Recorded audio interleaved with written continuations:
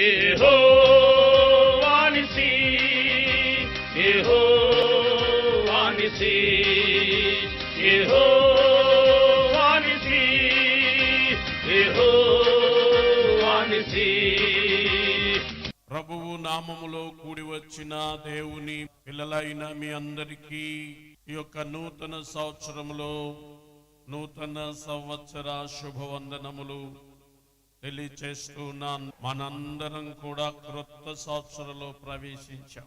నూతనమైన వాగ్దానాలతో దేవుడు మనల్ని అందరినీ మరి ఆశీర్వదించారు, కలుసుకున్నారు. మన యెహోవా నిసి పరిచర్యలంతటి మీద ఆయన కరుణ కటాక్షములను కిరీటముగా ఉంచి ఉన్నారు. ఆయన కనికరము కలిగిన దేవుడు, కటాక్షమును చూపించే దేవుడు, దయగలిగిన దేవుడు, మంచి దేవుడు. ఆయన ప్రజల యందు దయ చూపించుటలో ఆనందించు దేవుడు. ఆయన ప్రజల యందు ఆయనకున్న దయ చొప్పున మనలందరినీ ప్రత్యేకంగా జ్ఞాపకం చేసుకున్న దేవుడు. నిశ్చయముగా ఈ సంవత్సరము దేవుని సన్నిధి మనతో ఉండి మనల్ని అందరినీ, మన కుటుంబాలన్నిటినీ కూడా ఆయనే నడిపించి, పోషించి, కాపాడి, సంరక్షించి ఆయన రెక్కల నీడను మనల్ని భద్రపరిచే దేవుడు. దేవుని పిల్లలైన మీరెవ్వరూ కూడా భయపడవలసిన అవసరత లేదు, దిగులు చెందవలసిన అవసరత లేదు. ప్రతి విషయములో దేవుడు నాతో ఉన్నాడు, నా ప్రక్కనే ఉన్నాడు, నా పక్షముగా ఆయన కార్యం చేస్తూ ఉన్నాడు. ఆయన నన్ను చూచుచున్నాడు, నా ప్రతి మాట వింటూ ఉన్నాడు. నా నడక, నా పడక, నా ప్రవర్తన అంతా చూస్తూ ఉన్నాడు. నా మాటలు, నా హృదయ ధ్యానము అంతా ఆయన లక్ష్య పెడుతూ నన్ను కనిపెట్టుచున్నాడని నమ్ముచు ప్రతి విషయములో కూడా ఆయన మీద ఆధారపడి జీవించాలి. ప్రభువు నమ్మకమైన వాడని నీవు నమ్మితే, నేను ప్రభువు బిడ్డను అని గనక నీవు నమ్మితే, ఆయన యందు గనక నీవు విశ్వాసం ఉంచితే, నీవెప్పుడు కూడా కలవరపడవు, దిగులు చెందవు, ఏ చింత నీకుండదు. ధైర్యంగా, పూర్ణ విశ్వాసంతో, సంతోషంతో ప్రభువుతో కొనసాగుతావు. ఈ యొక్క సంవత్సరం దేవుడు మనకిచ్చినటువంటి వాగ్దానాన్ని బట్టి ఆ 103వ దావీదు కీర్తనను, కొన్ని వచనాలను మనము ధ్యానం చేసుకుందాం. దావీదు గొర్రెల కాపరిగా ఉన్నప్పుడు దేవుని స్తుతించాడు. దావీదు రాజుగా ఉన్నప్పుడు దేవుని స్తుతించాడు. కష్టాల్లో ఉన్నప్పుడు దేవుని స్తుతించాడు. శత్రువు తరుముతో ఉన్నప్పుడు దేవుని మీద ఆధారపడ్డాడు. నిన్ను ఏ విధంగా శిక్షించాలో 3 రకాలుగా నేను నిన్ను శిక్షించబోతున్నాను, దేనిని కోరుకుంటావో కోరుకో అంటే, నేను మనుష్యుల చేతిలో పడడం కన్నా దేవుని చేతిలోనే మంచిదని దేవునినే కోరుకున్నాడు. దేవుని చేతిలో ఉండడానికే ఇష్టపడ్డాడు. కనుక ప్రియమైన దేవుని పిల్లలారా, దేవుని బట్టి మనము నేర్చుకోవాల్సినటువంటి విషయం ఏమిటంటే, ఎప్పుడైనా ఏ సందర్భములోనైనా సరే మనలను మనము దేవునికి అప్పగించుకోవాలి, దేవుని మీద ఆధారపడాలి, దేవునినే నీవు కాపరిగా పెట్టుకోవాలి, దేవుడే నీకు తండ్రిగా ఉండాలి, దేవుడే మనకు నాయకుడుగా ఉండాలి, దేవుడే నాకు ఆధారము, దేవుడే నా నిరీక్షణకు ఆధారము, దేవుడే నా విశ్వాసమునకు ఆధారము అన్నట్టుగా మనము నడుచుకోవాలి. ఆయనను నమ్ముకున్న వాడెప్పుడు కూడా విడిచిపెట్టబడడు. నమ్మదగిన వాడు, నే నమ్ముకున్నవాడు, నమ్మిన వారిని ఎన్నడు విడువని నావా. ఎప్పుడు కూడా దేవుడు నమ్ముకున్న వారిని విడిచిపెట్టే దేవుడు కాడంతే. ఆయన ప్రేమను నమ్మాలి, ఆయన కృపను నమ్మాలి. ఆయన కృప నిన్ను ఎన్నడును కూడా విడువనిది, ఎడబాయనిది. ఆయన ప్రేమ శాశ్వత కాలము ఉండునది. ఆయన కృప నిరంతరము ఉండునది కనుక నీవు ఆయనను నమ్ముకుంటే ఆయన కృప నీతో నిరంతరము ఉంటది. ఆయన ప్రేమ నీతో శాశ్వత కాలము ఉంటది. ఆయన ప్రేమ తల్లిదండ్రుల ప్రేమ వంటి ప్రేమ కాదు. ఆయన ప్రేమ ఈ లోక సంబంధులలోంచి, లోకములో నుంచి వచ్చే ప్రేమ కాదు. ప్రతి ప్రేమ స్వార్థంతో నింపబడి ఉన్నది, స్వార్థముతో కూడుకొనున్నదై ఉన్నది. గాని దేవుని ప్రేమ ఏది ఆశించకుండానే మనలను ప్రేమించింది. అది అగాపే ప్రేమ. ఈ ప్రేమను గనక నీవు నమ్ముకుంటే నీవెప్పుడు కూడా కలవరపడవు, నీవెప్పుడు కూడా కంగారు పడవు, దేనికి కూడా నీవు భయపడవు. అన్ని వేళలలో ఆయన నీతో కూడా ఉంటాడు, నీకు తోడుగా ఉంటాడు. భయపడకుము, నేను నీకు తోడై ఉన్నాను, దిగులు పడకుము, నిన్ను బలపరతును నేను, దిగులు పడకుము, నిన్ను బలపరతును నేను. ఎప్పుడు కూడా నీవు భయపడవలసిన అవసరత లేదు. ఇది అనుభవపూర్వకంగా పాడుతున్న పాట. ఎప్పుడైనా సరే నీవు దిగులుతో, భయంతో గనక కంగారుగా ఉంటే, దేవుని గనక నీవు నమ్ముకుంటే, దేవుని మీద ఆశ పెట్టుకొని నీవు బ్రతుకుతుంటే, దేవుడు నీకు దూరంగా ఉండేవాడు కాదు. భయపడకుము, నేను నీకు తోడై ఉన్నాను. నీ కష్టాల్లో ఉండి, నీ నష్టాల్లో నుండి, నీ బాధల్లో నుండి, నీ వ్యాధుల్లో నుండి, నీ సంకటాల్లో అన్నిటిల్లో నుండి నేను నిన్ను తప్పించి, నిన్ను ఆదరించి, నిన్ను బలపరుస్తాను, నిన్ను విడిపిస్తాను, నిన్ను ఇరుకులో నుండి విశాలతలోనికి నడిపిస్తానని వాగ్దానము చేసే దేవుడు, నడిపించే దేవుడు మన యేసు క్రీస్తు ప్రభుని యొక్క ప్రేమను, ఆయన దయను, ఆయన కనికరాన్ని, ఆయన కార్యములను మనమందరమును అనుభవించుచూ ఉన్నాము. ప్రతి దినము అనుభవించుచున్నాము. మనలను బట్టి, మన యొక్క క్రియలను బట్టి, మన ప్రవర్తనను బట్టి.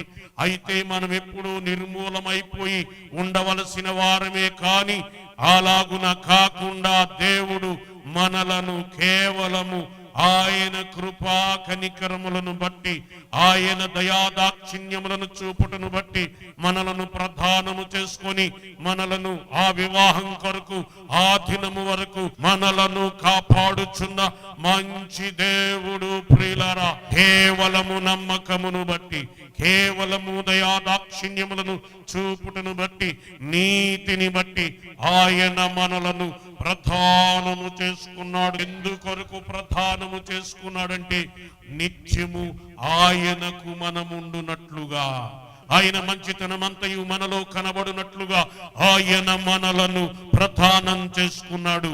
మన మంచితనమును బట్టి కాదు, కేవలము ఆయన కృపా కనికరాలను బట్టి, దయాదాక్షిణ్యములను చూపుటను బట్టి, ఆయన నీతి అనగా యేసుక్రీస్తును మన కొరకు అనుగ్రహించుటను బట్టి, ఆయన యందు విశ్వాసం ఉంచుటను బట్టి మనలను ఆయన ప్రధానం చేసుకున్నాడు. కనుక ఇప్పుడు మనలను ఆ మహిమగల సంఘముగా, మహిమగల పెండ్లి కుమార్తెగా, ప్రతి దినము, ప్రతి నెల, ప్రతి సంవత్సరం మనలను ఆభరణములను ధరింపచేస్తూ, ప్రశస్తమైన వస్త్రములను ధరింపచేస్తూ, ఆ దినము కొరకు, ఆ పెండ్లి గడియ కొరకు మనలను ఆయత్తపరచుచూ ఉన్నాడు. మనలను రక్షించడం దేనికై అంటే, దినము మనము పరిశుద్ధపరచబడాలి. ఎందుకు ఆయన మనకు ఒక్కొక్క సంవత్సరాన్ని ఆయన కృపలో మనకు దయచేస్తున్నారంటే, మనము నిర్మూలము కాకుండా, మనం ఈ లోకములో నుంచి వెళ్ళిపోకుండా ఇంకా మనలను ఎందుకు సిద్ధపరుస్తున్నాడంటే, ఇంకా మనము సిద్ధపడవలసినది ఉన్నది గనుక, ఇంకా మనము ఆయన కొరకు పరిశుద్ధపరచబడాలి గనుక, సిద్ధపరచబడాలి గనుక, వేలిమి బంగారుగా మనము మలచబడాలి గనుక, ఆయన మనలను ఇంకా ఒక్కొక్క సంవత్సరం ఆయన దయలో మనకు కిరీటముగా అనుగ్రహించుచూ ఉన్నాడు. క్రైస్తవుని యొక్క ఉద్దేశం ఏమిటంటే, క్రైస్తవుని పట్ల దేవుని యొక్క చిత్తం ఏమిటంటే, ఆ దినము కొరకు, ఆ మహిమ గల దేవుని ప్రత్యక్షత కొరకు మనమందరమును కూడా సిద్ధపడాలి, ఆయత్తపరచబడాలి. సంవత్సరం మనలో మార్పు కలగాలి. కొంతమంది దేవుని యొక్క విశ్వాసులు ఏంటో తెలిసిన, ఈ లోకంలో ఏది కుదువైనా ఏది కరువైనా వారు దేవునిలో బలపడాలని చూస్తారే తప్ప ఈ లోక సంబంధమైన వాటి మీద మనస్సు పెట్టుకోరు. లోక సంబంధమైన వాటిని మనం ఆశించినంత కాలం, భూ సంబంధమైన వాటి మీదే మనం మనసు పెట్టుకున్నంత కాలము మనము పైనున్న వాటిని వెదకలేము. మీరు క్రీస్తుతో కూడా నిజముగా లేపబడిన వారైతే పైనున్న వాటిని వెతకండి అని దేవుని యొక్క వాక్యము సెలవిస్తుంది. ప్రియులారా, ఈ యొక్క 103వ దావీదు కీర్తనను కొన్ని వచనాలను మనము ధ్యానం చేద్దాం. భక్తుడైనటువంటి దావీదు అన్ని వేళలలో అన్ని విషయాలలో కూడా దేవుని మీద నమ్మకం ఉంచినవాడు, లక్ష్యం ఉంచినవాడు. ఇంకా ఏంటో తెలిసిన, ప్రభువుని నిత్యము ఘనపరిచేవాడు, స్తుతించేవాడు. దావీదు జీవితంలో ఉన్నది ఏంటంటే స్తుతి.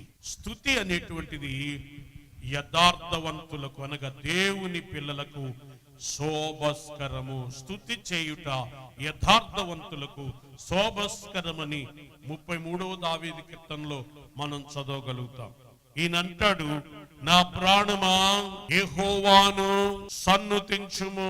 యేసు ప్రభు చెప్పిన ఉపమానంలో ఒకడు అంటున్నాడు, నా ప్రాణమా తినుము, త్రాగుము, సుఖించుము. దేవుడు వాడికి కావలసినవన్నీ ఇచ్చాడు. ఆ వాడేమని చెప్తున్నాడో తెలిసిన, వాడికి ఆ పంట ఎవరిచ్చారో మర్చిపోయాడు, ఆ తోటలు ఎవరు పండించారో మర్చిపోయాడు, వాడికి ఆ ప్రాణాన్ని ఎవడిచ్చాడో మర్చిపోయాడు, వాడికి ఆ ఆరోగ్యం ఎలాగిచ్చాడో మర్చిపోయాడు, అవన్నీ చేయటానికి శక్తి సామర్థ్యాలు ఎవరిచ్చారో మర్చిపోయాడు. మరచిపోయి నా ప్రాణమా తినుము, త్రాగుము, సుఖించుము. వాడి యొక్క ఉద్దేశం ఏంటంటే, నేనే పండించాను, నేనే వీటన్నిటినీ సమకూర్చాను, నా సామర్థ్యమే అనుకుంటున్నాడు గాని వాడి బ్రతుకంతా దేవుని చేతుల్లో ఉన్నదన్న సంగతి మర్చిపోయాడు. దేవుణ్ణి మర్చిపోయి కృతజ్ఞత లేని వాడై నా ప్రాణమా తినుము, త్రాగుము, సుఖించుము అంటున్నాడు. అదే సందర్భంలో అదే దావీదు దేవుడు అతనికి ఇచ్చినటువంటి ఆస్తిని బట్టి, స్థితిని బట్టి, వ్యాధి బాధలు ఏమీ రాకుండా దేవుడు కాపాడుతున్నాడు కనుకనే నేను క్షేమంగా ఉన్నానని గ్రహించి ఈ దావీదేమంటున్నాడో తెలుసిన, నా ప్రాణమా యెహోవాను సన్నుతించుము. ఇంకా ఏంటో తెలిసిన, ప్రాణంతోనే కాకుండా ఈ ప్రాణము నిలబడటానికి కారణమైనటువంటి లోపల ఉన్నటువంటి మనసుతోనూ హృదయముతోనూ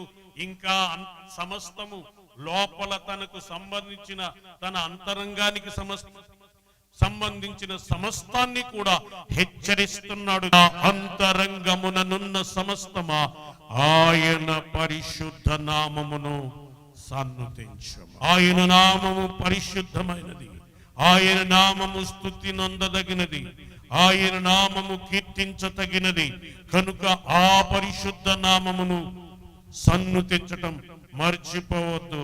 నా ప్రాణమా యెహోవాను సన్నుతించుము, ఆయన చేసిన ఉపకారములలో దేనిని మరువకుము. దేవుడు చేసిన ఏ ఉపకారాన్ని కూడా మర్చిపోకూడదు. ప్రతి ఉపకారమును బట్టి మనము దేవుని స్తుతించాలి. ఆయన నీ దోషములన్నిటినీ క్షమించువాడు. ఆయన నీవు చేసిన దోషాలన్నిటినీ చూస్తున్నాడు. చూడలేదనుకుంటున్నావా? ఆయన నీ దోషాలన్నీ కనిపెట్టి చూస్తున్నాడు. దానిని బట్టి గనక తక్కెట్లో వేసి చూస్తే ఈ రోజున నువ్వు బ్రతికుండడానికి అవకాశము లేదు, నీవు సజీవుల గుంపులో ఉండడానికి అవకాశము లేదు. ఆయన నీ దోషములను క్షమించువాడు, నీ సంకటములన్నిటినీ కుదుర్చువాడు. ఆయన నీ దోషాలని క్షమిస్తున్నాడు. నీ సంకటాలంటే అర్థం ఏంటి? నీకు రోగాలు ఏది రాకుండా కాపాడుతున్నాడు. నీకు రోగం వచ్చిన రోగాలన్నింటినీ కూడా కుదుర్చుచు ఉన్నాడు. కనుక ఆయనను స్తుతించాలి.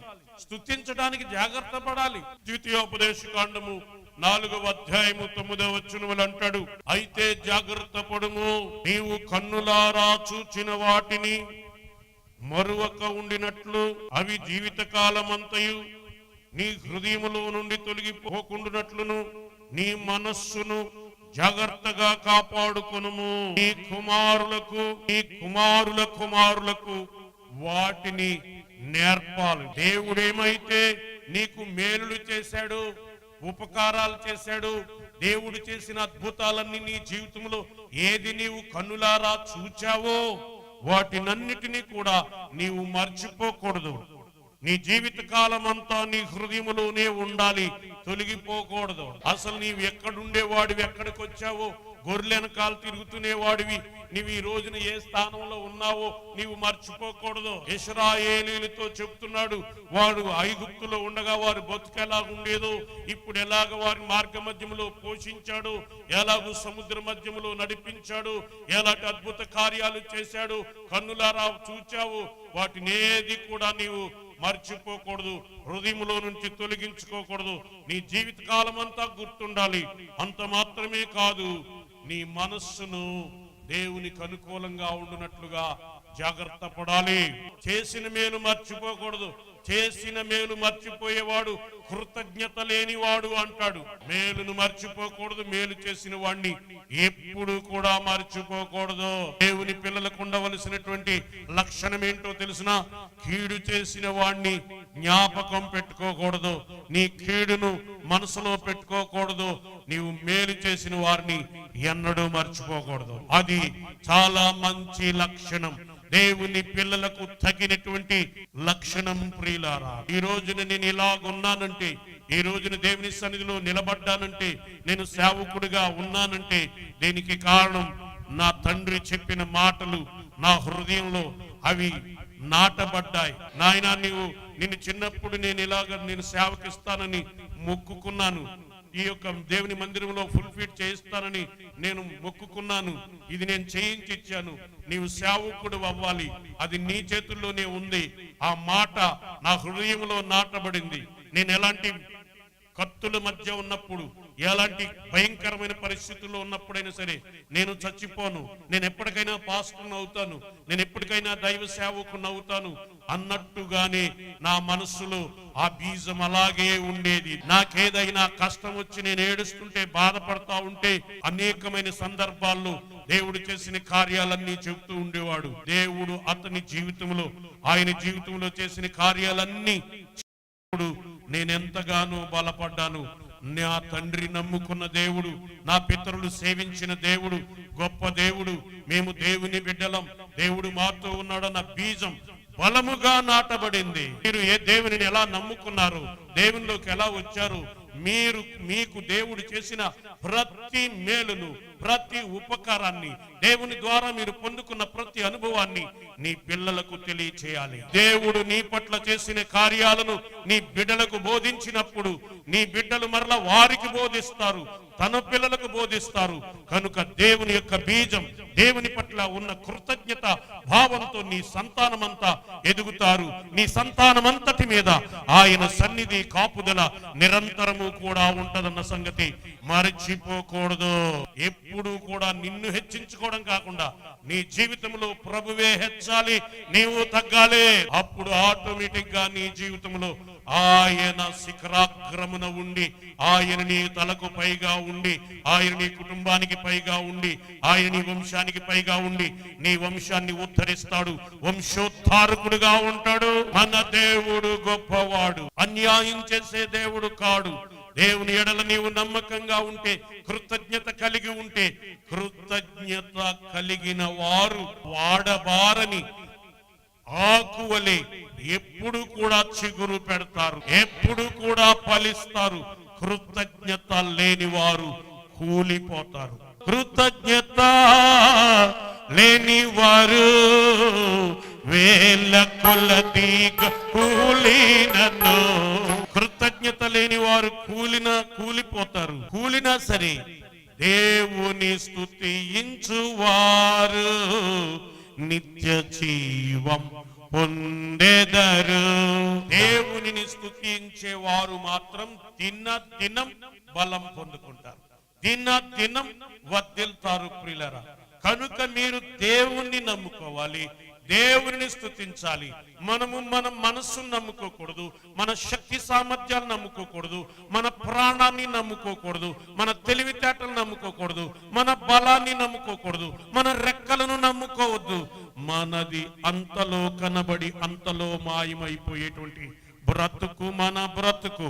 అయితే ఇలాంటి మంటి ఘటాలు, ఇలాంటి ఓటికుండ వంటి బతుకును, అల్పమైన జీవితాల్ని ఘనముగా మార్చగలిగినటువంటి, మహిమతో నింపగలిగినటువంటి దేవుని నిత్యము స్తుతించాలే. ఎంత ఓటికుండ వంటి జీవితము, ఎంత మంటి ఘటమైన ఆయనలో నీవు ఉంటే, ఆయనను గనుక నీవు మహిమపరిచి స్తుతించగలిగి కృతజ్ఞత కలిగి నీవు జీవిస్తుంటే, నీ జీవితాన్ని అనేక మందికి దీవెనకరంగా మారుస్తాడు, ఆశీర్వాదకరంగా మారుస్తాడు, మహిమకరముగా మారుస్తాడు. కనుక కృతజ్ఞత కలిగి ఉండాలి, మర్చిపోకూడదు. దేవుడు చేసిన కార్యాలు మీ కుమారులకు తెలియచేయాలి. కుమారులకే కాదు, కుమారులు. నువ్వు ముసలుడు అయిపోయిన తర్వాత కూర్చుని ఉంటావు, కూర్చుని లేగలేదు. తాతయ్య కథ చెప్పవా అంటొస్తారు. తాతయ్య అని చుట్టూ కూడా మూగుతారు. అలాంటప్పుడు నీ కుమారులకి లేకపోతే నీ మనవరాలకి మనవాళ్ళకి ఏమని చెప్పాలో తెలిసిన దేవుడు చేసిన కార్యాలని చెప్పాలి. దేవుని గురించిన బీజాన్ని వారి హృదయంలో బలముగా నాటింప చేయాలి. దేవుడు ఎంత శక్తి కలిగిన వాడు, దేవుని యొక్క కాపుదలను గురించి, ఆయన కటాక్షములను గురించి వారి యొక్క హృదయాల్లో బలముగా నాటింప చేయాలి. ఆయన చేసిన మేళ్లలో ఎప్పుడు దేన్ని మర్చిపోకూడదు. ద్వితీయోపదేశ కాండము 6వ అధ్యాయం 12వ వచనాన్ని ఒకసారి చూద్దాం. దాసుల గృహమైన ఐగుప్తులో నుండి నిన్ను రప్పించిన యెహోవాను మరువకుండా జాగ్రత్త పడుము. మనస్సున మదించి దేవుడు చేసిన మేళ్లు మర్చిపోతావేమో. ఇశ్రాయేలు జాగ్రత్త అని ఇశ్రాయేలుకి దేవుడు చెప్పాడు. కనుక దేవుడు చేసిన మేళ్లు ఎప్పుడూ కూడా మర్చిపోకూడదు. ఆయన దోషాల్ని క్షమించే దేవుడు, సంకటాలను కుదిర్చే దేవుడు. సమాధిలో నుండి నీ ప్రాణమును విమోచించుచున్నాడు. ఎప్పటికప్పుడు నిన్ను సమాధిలోనికి తోసేయటానికే సాతాను చూస్తా ఉన్నాడు. నీవు సమాధిలోనికి వెళ్లకుండా, మరణకరమైన రోగము నీ కొరకు రాకుండా ఆయన నిన్ను కాపాడుతూ ఉన్నాడు. ఆఖరిగా ఇంకోటేంటో తెలిసిన, నీవు సమాధిలోనికి వెళ్ళిన తర్వాత మరలా ఆ సమాధిలో నుంచి నిన్ను మరలా విమోచించి పైకి తీసుకుని వెళ్ళిపోతాడు. ఎల్లకాలము సమాధిలో ఉండకుండా నిన్ను ఆయన కాపాడుతాడు. యేసుక్రీస్తునందు నీ విశ్వాసం ఉంచినట్లయితే, యేసు ప్రభుని గనక మీరు నమ్ముకోకపోతే, యేసు ప్రభునందు గనక మన విశ్వాసం ఉంచకపోతే ఎంతకాలం సమాధిలో ఉండాలి? యేసు ప్రభు మరలా మధ్యాకాశంలోనికి వచ్చి, మధ్యాకాశంలో ఉన్న కాలం అయిపోయిన తర్వాత మళ్ళా భూమి మీదకి వచ్చి, భూమి మీద 1000 ఏళ్ల పరిపాలన అయ్యేంత వరకు కూడా సమాధిలోనే ఉండాలి. మనము గనక గీటుకొచ్చిన బంగారం లాగా ఉండకపోతే, మహిమ గల వస్త్రాలను ధరించుకొని, కిరీటం ధరించుకొని, ఆయన కొరకు మనము సిద్ధపడిన వధువు సంఘంగా గనక మనము సిద్ధపడి ఆయన కొరకు ఎదురు చూడకపోతే, నీవు ప్రభు నమ్ముకున్నా గాని ఎప్పుడు దాకా ఉండాలి? ఆ 1000 సంవత్సరాలు గతించేంత వరకు సమాధిలోనే. కానీ ఎప్పుడైతే మనం సిద్ధపడి పరిశుద్ధాభరణాలన్నీ ధరించుకొని, సుందరమైన వస్త్రాలన్నీ ధరించుకొని, ఎప్పుడైతే ఆ మహిమగల సింహాసనం కొరకు మనం ఎదురు చూస్తామో, యేసు ప్రభు మధ్యాకాశంలోనికి రాగానే మనమందరము ఎత్తబడతాం. అనగా మొదటి పునరుత్థానములోనే పంపులు పొందుతాం. సమాధుల్లో నుంచి మనం పైకి వెళ్తాం. బతుకుంటే మార్పు పొంది మనం పైకి వెళ్ళిపోతాం. మొదటి పునరుత్థానము, రెండవ పునరుత్థానం. మొదటి పునరుత్థానానికి రెండవ పునరుత్థానానికి చాలా తేడా ఉంది. మొదటి పునరుత్థానంలో ప్రభువు నందు నిద్రించిన వారు మాత్రమే లేస్తారు. రెండవ పునరుత్థానంలో మిగిలిన వాళ్ళందరూ కూడా, మొత్తం ప్రపంచంలో ఎంతమంది చచ్చిపోయారు అందరూ లేస్తారు. దాంతో పాటుగా అటు ఇటు గాని క్రైస్తవులు కూడా లేస్తారు. క్రైస్తవ జీవితం అంటే మొదటి పునరుత్థానములో పాలు పంపులు పొందగలిగినట్లుగా మన క్రైస్తవ జీవితాన్ని మనం మలుచుకోవాలి. మనము దేవుని చేతులకి అప్పగించుకోవాలి. సమాధిలో నుండి నీ ప్రాణమును విమోచించుచున్నాడు. కరుణా కటాక్షములను నీకు కిరీటముగా ఉంచుచున్నాడు. పక్షిరాజు యవనము వలె నీ యవనము కృతదగుచుండినట్లు మేలుతో నీ హృదయమును తృప్తిపరచుచున్నాడు. పక్షిరాజు యవనము వలె నీ యవనము క్రొత్తదగుచుండునట్లుగా. మనం ప్రతి సంవత్సరానికి మనకు శరీరంలో కొంచెం బలహీనం వస్తూ ఉంటుందా రాదా? అలాగే ఉండే కొద్ది మనం బలం తగ్గుద్ది. కానీ దేవుని పిల్లలమైనటువంటి మన యొక్క ఆంతరంగ పురుషుడు మాత్రము దినదినము నూతన పరచబడాలి. బాహ్య పురుషుడు దినదినము కృషించుచున్నను, మా ఆంతర్య పురుషుడు దినదినము నూతన పరచబడుచున్నాడు అంటాడు. అలాగే మన ఆంతర్య పురుషుడు మాత్రము ఎదిగి క్రొత్త యవనాన్ని ధరించుకొని, బలం ధరించుకొని, దేన్నైనా సరే సాతాను యొక్క బాణాల్ని, వాడి ఎత్తుగడల్ని, వాడి ఏ పిరంగిలు ఏది వదిలినా సరే వాటినన్నిటినీ పటాపంచలు చేయగలిగినటువంటి గొప్ప శక్తితో మనము నింపబడాలి. అపవాది తంత్రములను జయించుటకు దేవుడిచ్చే సర్వాంగ కవచాన్ని మనము ధరించుకోవాలి. పక్షిరాజు యవనము లేని యవనము క్రొత్తదగుచున్నట్లు మేలుతో నీ హృదయమును తృప్తిపరచుచున్నాడు. 8వ వచనంలోనికి వచ్చేద్దాం. యెహోవా దాక్షిణ్య పూర్ణుడు, దీర్ఘశాంతుడు, కృపా సమృద్ధి గలవాడు. ఆయన ఎల్లప్పుడును వ్యాజ్యమాడువాడు కాడు. అలాగును గనక నిత్యము గనక మనం ప్రతి దాన్ని ఆయన లెక్కల్లో పెట్టుకుంటే ఈ పాటకి ఎప్పుడు నాశనం అయిపోదు. మనం యెషయా గ్రంథము 57వ అధ్యాయము 16వ వచనంలో చెప్తాడు, నేను నిత్యము పోరాడువాడను కాను, ఎల్లప్పుడూ కోపించువాడను. ఒకవేళ అలా గనక ఉండిన యెడల నా మూలముగా జీవాత్మ క్షీణించును, నేను పుట్టించిన నరులు క్షీణించిపోవదురు. కానీ ఆయన మన మీద అలాగా కోపట్టం లేదు. నిత్యము కోపించువాడు కాదు, మన పాపములను బట్టి మనకు ప్రతీకారము చేయలేదు, మన దోషములను బట్టి మనకు ప్రతిఫలం ఇయ్యలేదు. మన పాపములను బట్టి, మన దోషములను బట్టి మన కొరకు యేసుక్రీస్తు ప్రభువును దేవుడు అనుగ్రహించాడు. ఈ కీర్తన సారాంశం ఏంటంటే, మన పాపములను బట్టి మనకు ప్రతీకారం ఇయ్యకుండా, మన దోషములను బట్టి మనకు ప్రతిఫలం ఇయ్యకుండా, మనలను కాపాడడానికి, మనలను భరించడానికి యేసుక్రీస్తు ప్రభువును దేవుడు మనకు వరముగా అనుగ్రహించారు. యేసుక్రీస్తు ద్వారానే ఆయన కృపలో మనము నడుచుకుంటూ ఉన్నాం. ఎవరైతే ఆయన యందు భయము భక్తి కలిగి జీవిస్తారో వారి ఎడల ఆయన కృప ఇంకా ఉన్నతముగా ఉన్నది. అలాంటి కృప దేవుడు మనందరికీ మెండుగా దయచేయును గాక. యెహోవా నిసి, యెహోవా నిసి.